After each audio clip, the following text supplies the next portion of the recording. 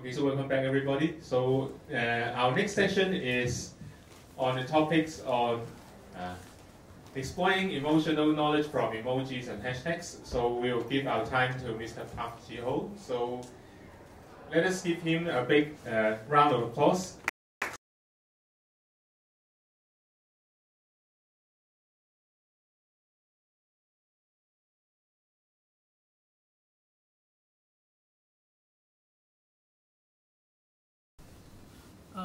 Thank you for your patience. So, Mr. Park, may we continue? Yep. I'll just start from the beginning. Hi, good afternoon. Thanks for your patience. My name is Ji-ho. I work as an NLP machine learning engineer at Oyalabs. But today I want to talk about part of my master thesis done in HKUST, exploiting emotional knowledge from emojis and hashtags. So how many of you are familiar with the term sentiment analysis? So sentiment is about positive or negative, but today we want to explore further than that. And the outline for my talk is today's introduction and background, and then emotional representation in words, and then we're going to extend that to in sentences, and then a conclusion. So emotions play an important role in our daily communication. Humans have naturally evolved to express and perceive them, especially through like facial expression or tones of voice or choice of words. But emotions inside languages increases the complexity, since they not only depend on the semantics, but also inherently they're very subjective, ambiguous, and often implicit. So that's why we need to learn how to catch the nuance of emotions inside what other people are saying or writing. So let's imagine you're having a conversation with a friend. If you look at this example, I have eaten alone for 3 days. So just by looking at this sentence, it merely states a fact, but we can feel that, oh, that must be very lonely. Or another sentence, oh, I have an important presentation today. This also, you might be deduced on people's nervousness or even worries. And I have finally passed the exam. It also merely tells the fact that action of passing of an event exam, but you can also find some happiness inside that sentence. So moving on to machine learning, how many of you heard about representation learning? So for those who doesn't know what it is, representations are the first steps for machines to teach machines to understand how humans see the world. In other words, representations are ways of expressing the raw input data in a way that machine learning models can understand. So, for example, colored images are converted into two-dimensional matrices with RGB pixel values because that is how our eye's retina perceive the world visually. And voices are transformed into waveforms or spectrograms. So let's talk about how we represent texts. So categorical representations are the easiest way to represent words and sentences. You think of a text as a sequence of words which are represented in a discrete space of a vocabulary. So if you look at this example here, in the vocabulary there's hello and world, there's two words. That means that you can represent each word in a two-dimensional vector like this. And if you add another word, you have to use three-dimensional vector. And you can immediately see the limitation of this kind of representation. If there's like 10,000, 50,000 of vocabulary, you'd have to use a 50,000 dimension vector to represent this word. So the limitation of this categorical representation is that it suffers the curse of dimensionality, and it does not consider any relational information among the words. You can see that these vectors are orthogonal to each other, so they don't have any relationship.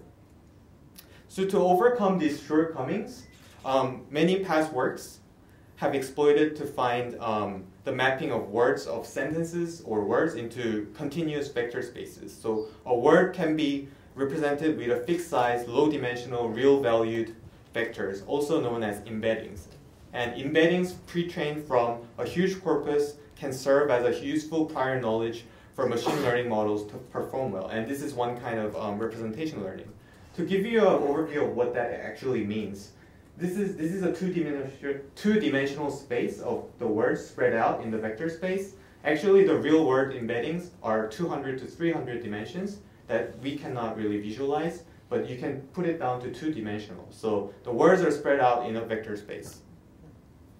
So let me introduce one simple but powerful algorithm for this. Proposed by MPhil et al. This algorithm called skipgram creates a distributed representation of words. So what that means is that if you look at the example here, the target word fox is defined by its neighboring words like quick and brown and jump and over. So the algorithm builds a classifier that tries to predict the neighboring context through the target. And the result of this algorithm is word-to-vec embedding. This trained by a skipgram algorithm, this word-to-vec embedding can model synthetic and semantic relationship among words. It's trained by an unsupervised way on a huge corpus like Google News. And so if you look at this example here, the relationship between king and queen, and also man and woman, can be modeled into just with a very simple vector arithmetics. And globe is another way that uses the same hypothesis, but uses a different technique called matrix decomposition to achieve similar outcomes. So our question leads to, do word-to-vec or globe embeddings reflect emotions inside words or sentences? This is a PCA visualization of the globe vector sadness.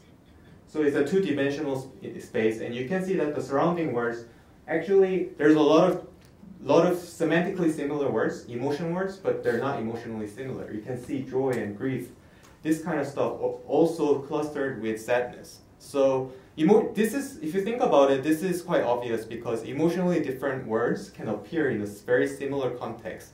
So it cannot be really distinguished well. So if you think about the sentence like, it was a good movie and it was a bad movie, it's pretty likely to say both. So good and bad, although they have the different sentiment or different emotion, the context it appears in a text might be similar. So in this kind of learning, it won't be able to capture that difference.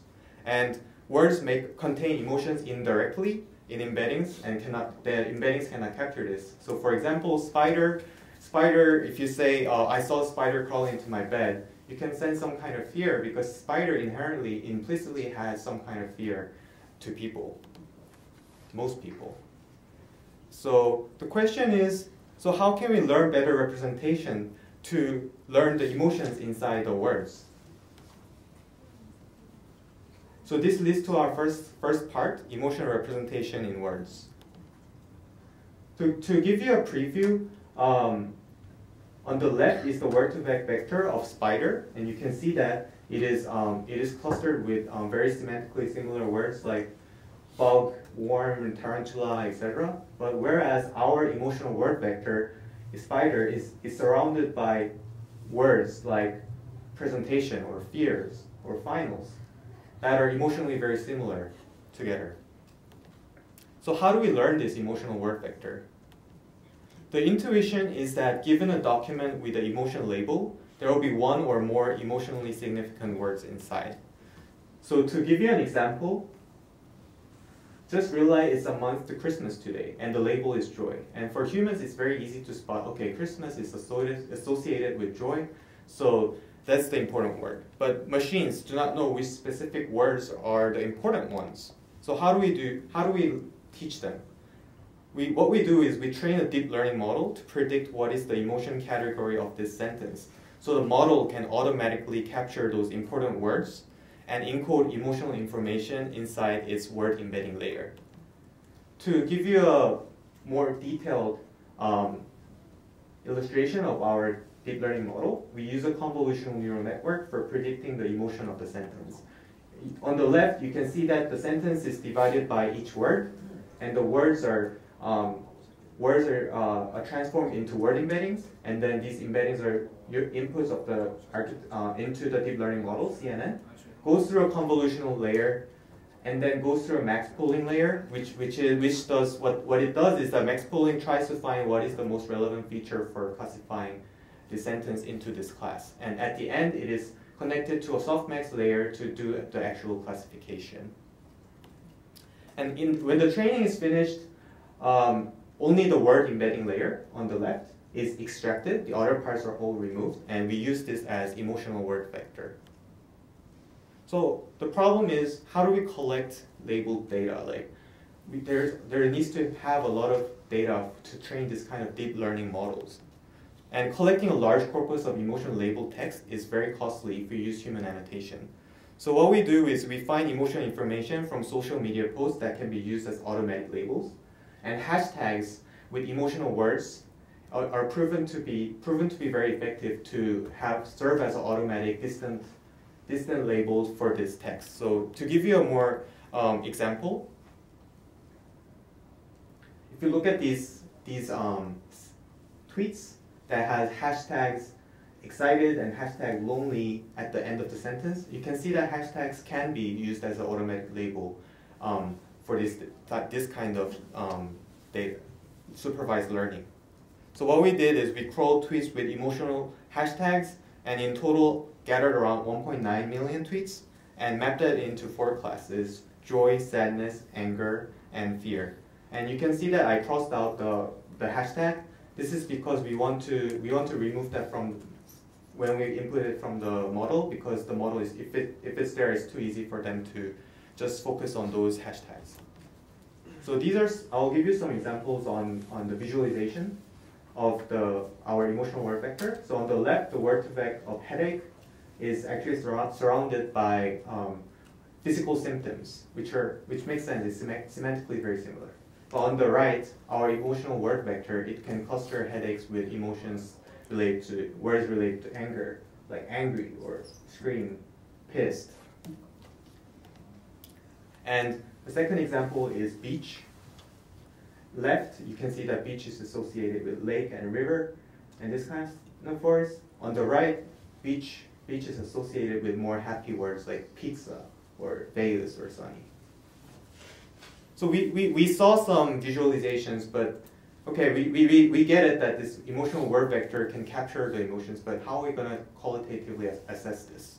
So for quantitative evaluation, we asked the question, how much are emotionally similar words clustered together?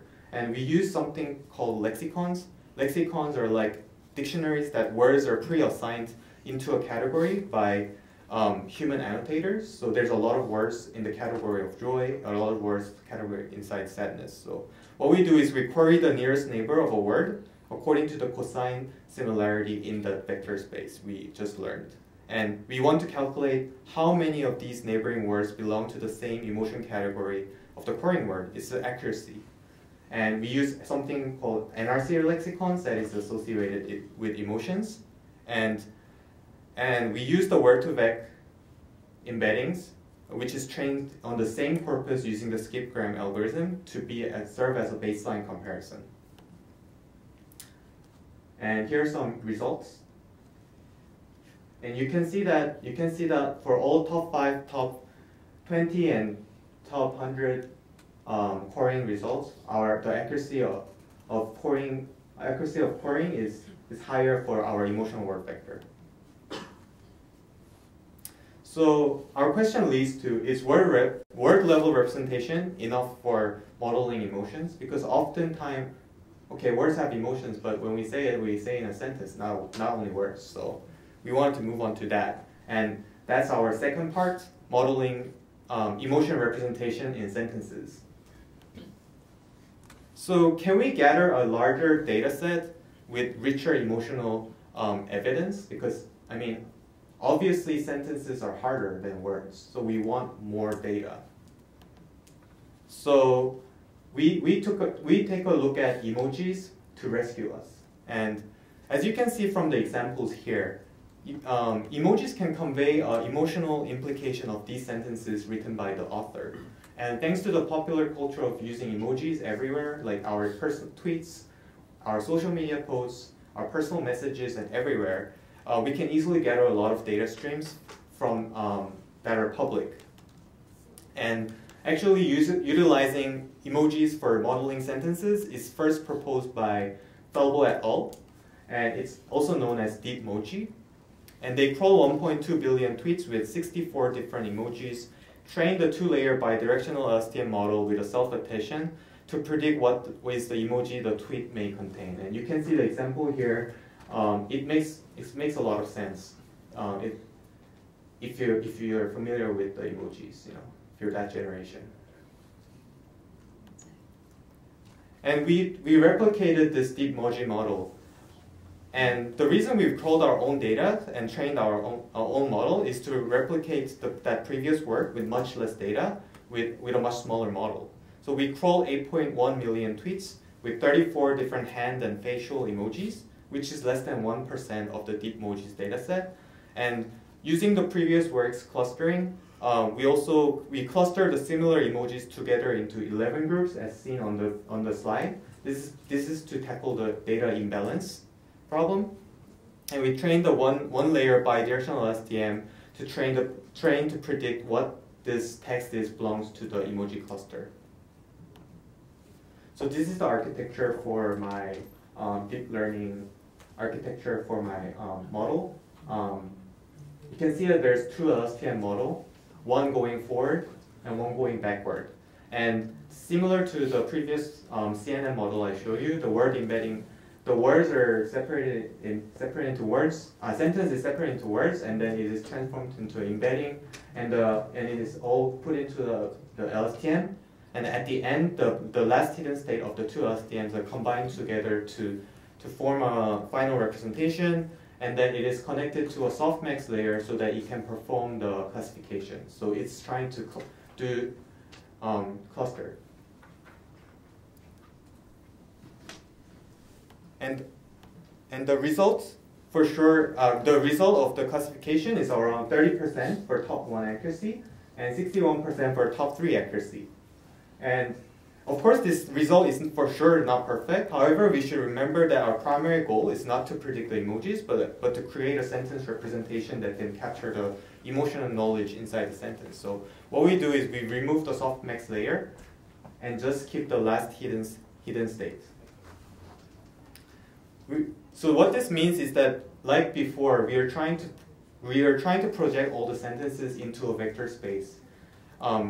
To spread out in this high-dimensional vector space that is learned by capturing emotional knowledge from emojis. And similar to what we did for emotional word vector, we got some samples from the test set and picked their top 5 nearest sentences according to the learned representations.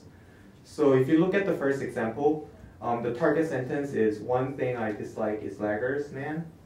And then you can see that the sentences like "my mom always ruining my great nights." These have very similar emotions. And you can see the second example is more about being tired and irritated, also kind of irritated. The last is more about relaxing and chilling. So you can see that this representation is clustering similar sentences with similar emotions.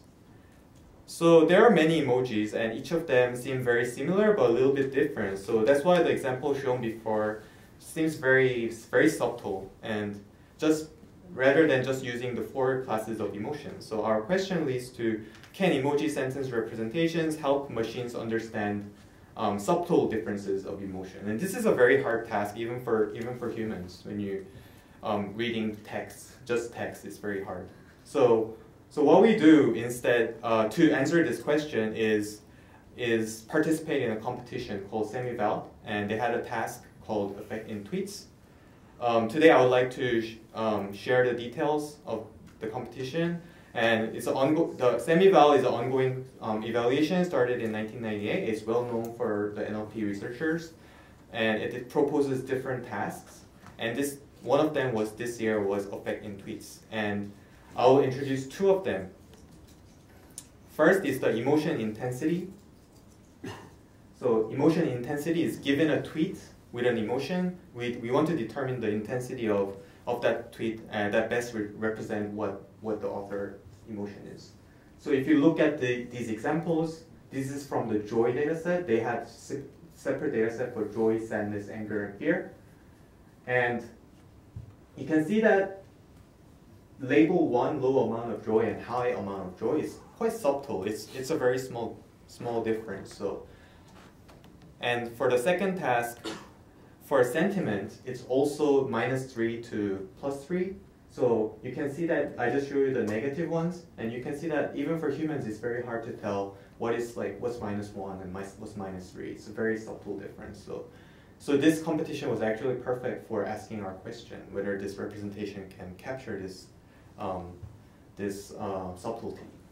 And these are the statistics of the competition data set. And you can, one thing to note is that the training data is only around 1,000 to 2,000.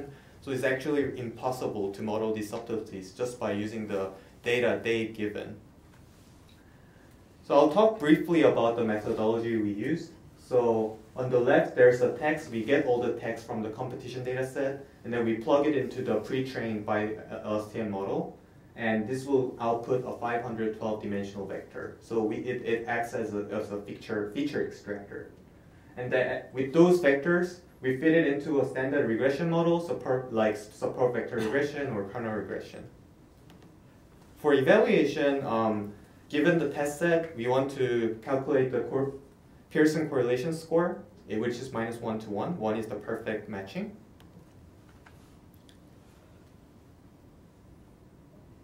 This is the result. On the left, the baseline is only the SVM you trained on word unigram. So word unigram is basically the categorical representation I told you in the background.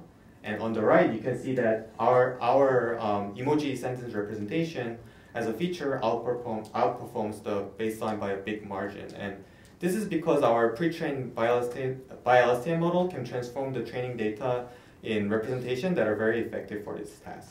And we wanted to do better. So how can we do better? So we wanted to add the emotional word vector from the previous chapter. So what we do is we just get all the word vectors from the sentence and average them into a sentence vector and then add the 300 dimension. And the results shows that indeed adding this word embedding, our word embedding also helps because it is trained from a different data source and also a different data structure, model structure. To do even better, we wanted to add other TWIT-specific features that are not linguistic features. So, for example, how many capital letters there are, or how many question marks or exclamation marks. These kind of stuff also tells us the intensity of the emotion. So we want to add that information, which is around. We had like 7 features, and then this actually also boosted our performance, except for the fear class. So the final ranking for us, we officially participated in this competition, and we used techniques like ensembling to further improve the performance. And among the 35 teams participated in the world, we achieved top 3 for all 5 subtasks, based on the 2 representations from this work. So to wrap up, learning good representation of emotion in both word level and sentence level is effective when trained with a huge distantly labeled corpora. And hashtag and emojis can be a very good distant label. And deep learning models can build many levels of abstraction through supervised learning. And choosing which level to use as a representation is important. So in our case, word embedding layer was used to extract the emotional word vector. And the last hidden state of the bidirectional LSTM was used as the sentence representation. And these models can be used as representation extractor or feature extractor for smaller training corpus. And extracted representation can be a very useful input for traditional machine learning models like SVR or logistic regression to solve affect-related tasks such as emotion or intensity prediction. So this wraps up my talk, but I just want to briefly introduce what I'm doing right now. Oyalabs is a Hong Kong-based baby tech startup or edutech startup that builds IoT devices to boost healthy brain development and of babies and children by analyzing how much they're exposed to language and giving feedback to parents and encouraging more interactions. And we are one of the HKUST hardware accelerator alumni. So we have a team of engineers, designers, or early childhood educators to build this product into reality. And our machine learning team is, we are exploring speech processing and natural language processing technologies that are directly related or potentially related to the product. So we're hiring research scientists, data engineers, machine learning engineers, even and many other positions. So if you're interested, please come and find me, and so we can talk more. Yeah, thank you.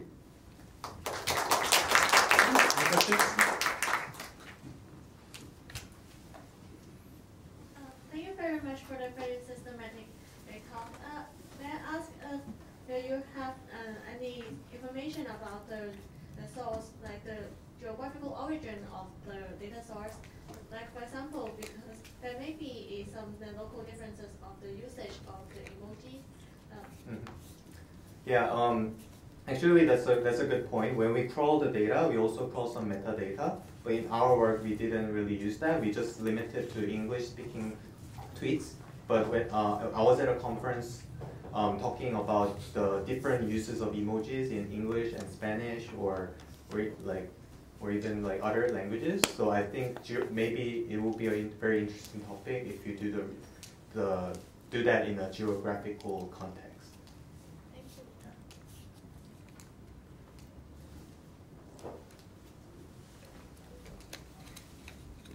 Very nice presentation. You mentioned that the competition you have precipitate, right? So who are the other team? Like, is it mostly academics or from industry? And you mentioned about their ranking from other team as well, right? So what sort of methodology could they actually share? What sort of method they use as well? So SemEval is a competition usually held together with NLP conferences like EMLP or ACL or NAACL. Actually, the participants can be university teams like us. We are from HKUST, but also the winning team was from a startup, and startup called I can't remember the name, but they also do stuff on NLP and speech, and yeah, so actually anyone can participate, and everyone needs to publish a paper about their methodology and about their results. So you can actually, if you search on Google Scholar,